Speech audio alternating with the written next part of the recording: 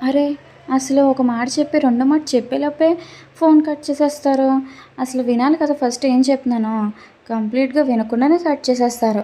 అసలేంటో. సర్లేండి. ఇవాళైతే నేను chicken curry చేస్తున్నాను. ఫస్ట్ అయితే పెనం పెట్టుకొని కొంచెం ఆయిల్ వేసుకొని ఆనియన్స్, పచ్చిమిర్చి వేసి బాగా వేయించుకోవాలి బ్రౌన్ కలర్‌లో వచ్చే వరకు. దాని తర్వాత కొంచెం అల్లం వెల్లుల్లి పేస్ట్ వేయాలి. అది కూడా వేయించి తర్వాత చికెన్ యాడ్ చేసుకోవాలి.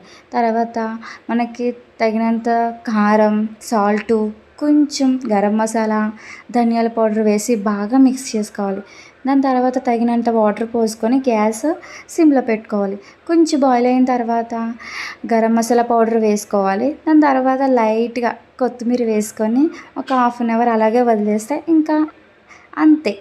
మన టేస్టీగా చికెన్ కర్రీ రెడీ. లాస్ట్‌లో లైట్‌గా అలా కొత్తిమీర యాడ్ చేసుకుంటే చాలు. సూపర్‌గా ఉంటుంది. నేను వేడి వేడి అన్నంలో చికెన్ కర్రీ వేసుకొని తింటుంటే ఆహా! సూపర్ ఉంది. ఇది పూరీల్లో కూడా చాలా బాగుంటుంది. సరే పూరీలో కూడా ట్రై చేస్తాను. అండ్ నా వీడియో నచ్చితే లైక్ చేయండి, షేర్ చేయండి అండ్ సబ్స్క్రైబ్ చేసుకోండి.